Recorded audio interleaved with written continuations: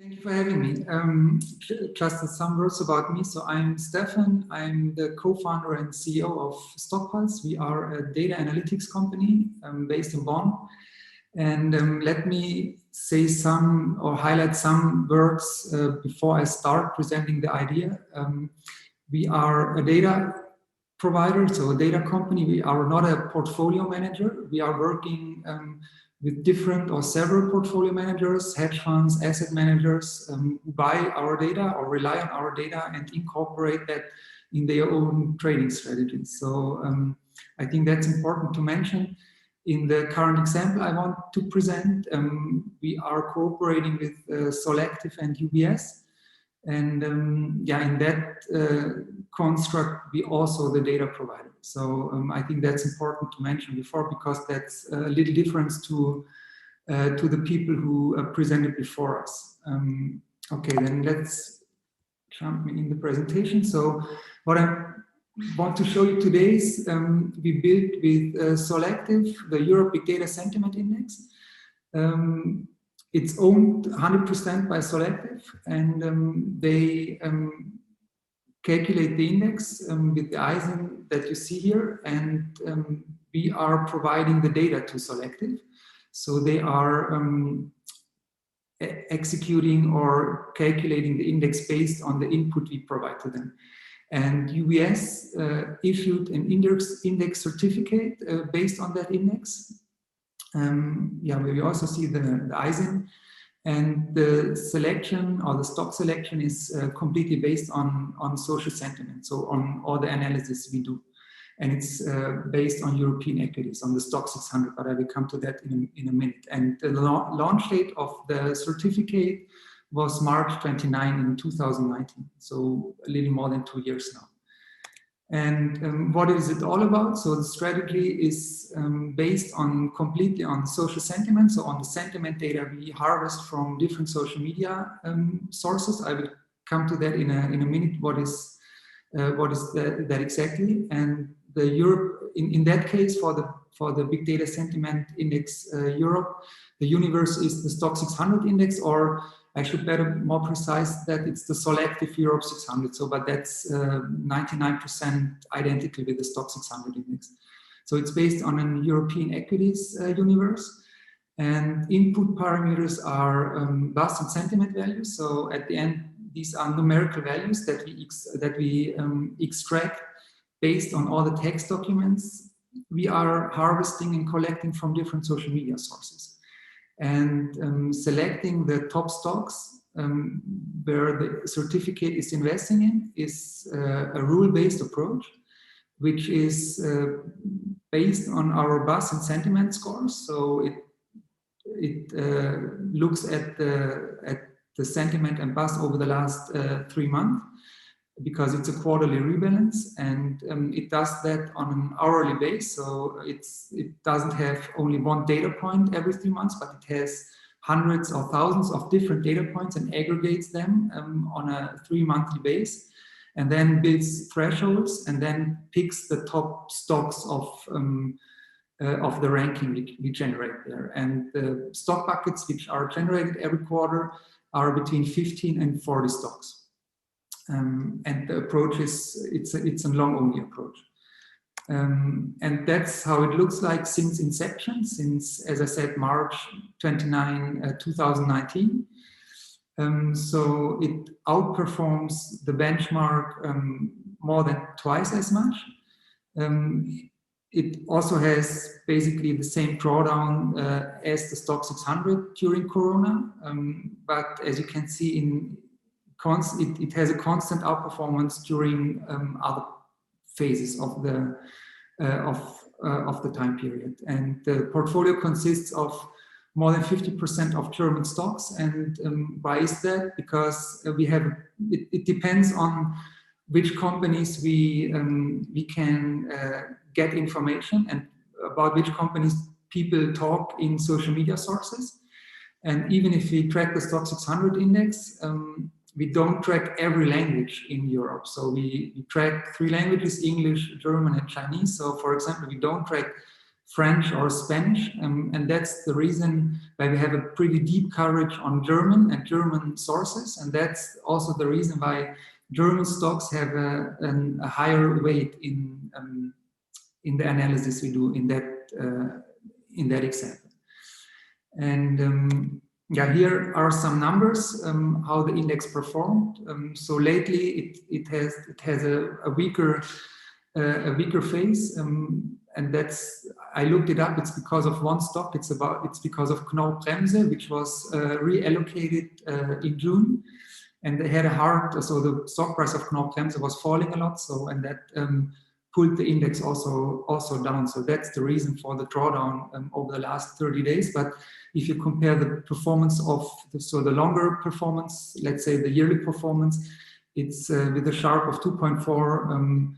A lot above the benchmark index, the Stock 600. Also with a slightly lower volatility, it's almost the same. But in total, also since inception, it has much better ratios than the Stock 600 index. And yeah, I think that's it. And that's one example what we do. And as I previously said, so usually we sell our data to hedge funds or asset managers who use our data to incorporate in their own strategies. But in that example with the BDX, we created our own strategy, which is completely built on our data. And it's very useful for us to prove and to show that if you only use our data, it's still working, and it's working pretty good. And if you combine it with other data or with other strategies asset managers are usually running, it will probably perform even better. And how do we do that? So we perform natural language processing and very important mapping of financial instruments to the text documents that we collect. And we do that in 3 languages, text analysis, in English, German, and in Mandarin. And we map more than 2 million companies globally to all the different identifiers you can get about these companies. And we can map it across different data sources. And as I said, we have a global coverage. So it's not only focused on US stocks and not only Twitter or StockTwits, but it's covering hundreds of different sources and more than 35,000 equities globally. And every text document that we are tracking needs to be assigned to a financial instrument. So that can be an equity, a stock, or an index, currency pair, cryptocurrency, whatever. So it gets mapped to a financial instrument. And then it also gets a mood score or a sentiment score. So yeah, maybe if I go back, so all of that is done by us proprietarily. So we developed that over the last 10 years. First, we worked in that field very heavily academically. So we also specifically adapted the NLP process to the terminology people use in social media, because that's very important. That's a complete different story compared to analyzing official Reuters or Bloomberg article that was written by a journalist. So our NLP specifically trained to these short messages and subjective messages we get from Twitter or Reddit or stock message boards or chats where people just leave short comments usually. And that's where it's optimized for. And we also, as I said, we adapted it specifically to that because people use very specific words. So Reddit showed it in an extreme. So people all of a sudden brought up diamond hands or paper hands. So in diamond hands stands for holding the stock rather long, and paper hands is if you sell it on a short time basis. And this terminology is just new, and a journalist will probably not use it. So I think that's important to keep in mind, that this is specifically adapted and it's completely 100% our own development. And then what we do is we transform all these text documents into numbers. So we quantify the text because we need numbers in the end to calculate with it and to work with it. And that's what we do. And 2 of our main metrics is buzz and sentiment. Buzz means how much do people talk about the stock, but it's more than just counting mentions of names in social media. It has more intelligence incorporated, and the same thing for the sentiment. And just show you a sample chart where you see how that would look like. So you have bars, and you have the bus just has a certain volatility depending how much people talk about a stock in a certain period amount of time. And we do that on different timescales. So we collect the data in real time, and we have the numerical scores on a message base, and then we can aggregate messages on different timescales. And by default, we do that on a daily, hourly, and on a 10-minute scale. And we collect, as I already said, we have more than 2 million companies in our database, so it's listed and non-listed companies, more than 35,000 stock market listed companies from the most important markets in the world. And currently we collect above a little bit more than 3 million messages daily. So that means mostly posts from social media. We have more than 10 years of historical data because our crawlers are running since 2010. And we added new crawlers all the time. We do that constantly because Reddit was coming up later than Twitter. So our daily work is to spot new sources and then add them to our crawling framework and then also collect it. And the thing is, that's one of the biggest assets of Stockpulse because we have all of that historical data. And it's because it's not, or it's maybe possible, but it's very difficult to get this data historically if you start now. But we have the data, complete full text data, which we can work with. And it's about 20 terabyte per month that we process. And we have 60 million diversified sources. So one source would be, for example, a single Twitter user or a user in a message board. So, and based on these users, we calculate a lot of metrics which are important to decide if a message is more important than the other message, and to rank messages. So we use all the authors because it's important to decide if an author is a bot or not. So that's a very important step in the chain. And our data is based on 90% social media. 90% social media means we also crawl news, so financial news, but it's only 10% because just the number of comments on Twitter, Reddit, and so on is just much more than the traditional news. But we cover both sides.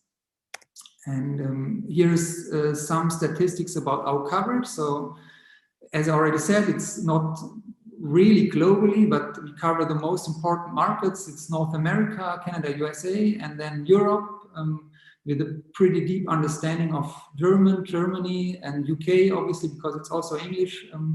And then we also Switzerland, Austria, obviously, and then rest of Europe is 2,500 stocks. And we also have a pretty good coverage in Asia, especially in China. So China A-shares, because we do the NLP also in Mandarin, simplified and traditional Mandarin. Why is that possible? Because we have a Taiwanese development team who did that for us and constantly working on the NLP in Chinese. That's definitely important because myself and my co-founder, we are not able to speak Chinese.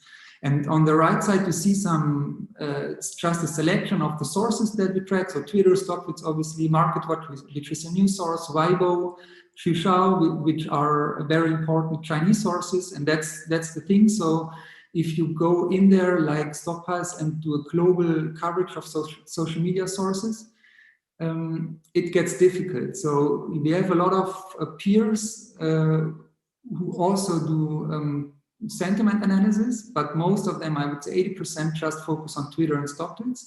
And why is that? Because it's very easy to get the data. They provide you free streaming APIs, and they only work with a ticker symbol. And the ticker symbol is unique in the US, and then it's pretty easy. So that's also how we started. But if you want to extend that to different markets, it gets difficult because in Germany, nobody uses a ticker symbol. In China, nobody uses a ticker symbol. Nobody uses Twitter, Reddit, whatever, it's blocked. So you have to do a lot of challenges to do all the mapping and collecting in these different languages and on global sources. So, and that's the real challenge we focus. And yeah, that's also our daily work, actually. And And we also dig in deep into message boards, because that's one thing not a lot of peers do, because you really have to download the whole HTML and go into the source code and extract the relevant information to get really the parts that you want to process. So, and for us, social media definitely changes the investment style. And I think we knew that before the GameStop frenziness happened on Reddit. But that example just showed, I think, everybody in the world that social media has an impact. And many people or clients also told us before that happened, so yeah, everything that's written in forums or Twitter is nonsense. Yeah, maybe what people have written about GameStop on Reddit was nonsense, but that doesn't matter. It moved the stock price, and that's what's important. And I think everybody has seen it also with different examples, AMC, and there are many examples that happened on Reddit. And as I said, everybody just knows Reddit, but it has been there all the time, since 10 years. We know it since 8 years that there is value in the data. And that's why we definitely think that social media is a crucial force for if you want to do smart investment decisions for every asset manager in the future. You cannot disregard it anymore. And if you look at the numbers, we have 4.5 billion social media users. It's a number from 2020, and it increased already when we sit here today. So, and it will go up even more. And people produce more and more data in social media sources. So, and just to give you an outlook and some USPs. So, our data set is definitely unique. We collect and produce the data completely ourselves. So, the complete value chain is done by us. We cover global markets, more than 35,000 listed companies, which is definitely unique in the market. We have more than 10 years historical data, which is also unique. So I don't know many providers who can do the same. And the simple reason is because we started in 2010 to do that before many of our peers were even founded. So that's one of the big advantages. And because we have that long history, we can apply deep learning and AI applications to get really sustainable and significant models. If you come up with 2 years of historical data, deep learning doesn't bring you anything. You need data. 10 years is also, I think it's the limit. The more data, the better. But I think 10 years is already pretty good. And as I already said, our conviction is that the relevance of social media is growing, and it gets more and more important. I think we see that every day, and we see that just in the sheer numbers we collect every day. And especially since the first lockdown last year due to COVID, the message volume on a daily basis tripled on a daily basis, and it's going up even more. And for us, the next level of analyzing data is using genetic algorithms and deep learning systems. We already experiment with that since, I would say, 1.5 or 2 years. And the results we see are just so much better than everything we have so far. That we are convinced that that's the way to go. So, and we even, just to give you an understanding of what we did, we even bought hardware for that, because if you apply real deep learning, you have to calculate your models on the GPUs of NVIDIA graphic video cards, and we bought the most expensive video cards on the market, the A1 from NVIDIA, and we're using them to calculate our models. And what we do, we feed our numerical values that we generate, for example, Boston sentiment, into the deep learning and into the deep learning systems to let the deep learning detect patterns. So that's then on a complete abstract level, but that's where the real AI comes into place. And we do that on a semi-stock base, and sometimes, depending on the data, it takes a day until the deep learning could calculate good models for one single stock. So, and it can take even more depending on the input you put to you give the deep learning machine. So the entire process, from collecting the data from the social media sources from mapping the data to stocks, to financial instruments in general, transforming the text into numbers, and making sense of these numbers with, for example, genetic algorithms or deep learning, is that Stockpulse 100% underpinned and controlled by machine learning and AI. So, and I separate it specifically because some tasks are rather machine learning, for example, crawling the data and mapping it to stocks, that would be more machine learning, and then AI applications would be then if the deep learning comes into place. So that's why we talk about that differently, because many people use AI just in the wrong context, and it's not AI. So I would say 80% of people who talk about AI use it in the wrong context, and yeah, so that's different in our case, definitely. And because it's the deep learning and neural networks are definitely have the problem garbage in, garbage out. So it's a black box usually, and if you don't control the input parameters with the right data pre-processing, you will get just garbage at the end. And the thing is, neural networks tend to overfit data, and that's the biggest risk for us. So you will always be able to produce very good results because you get very high correlations. The deep learning gives you the best correlations, but you can make so many mistakes by inputting the data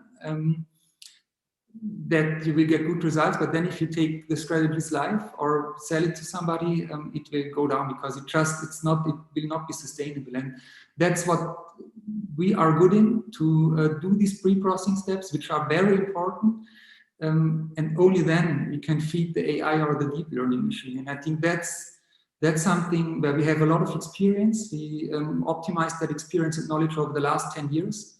And as I said, only based on the large amount of data and the long history we have in the sentiment space, it's possible to build these models. Without that, it's impossible because you don't get these robust results. And yeah, so I'm already at the end. So I think, I hope you got a little better understanding of what Stockpulse is doing. Yeah, so I think I'm a little bit ahead of the time, but I'm happy for your questions.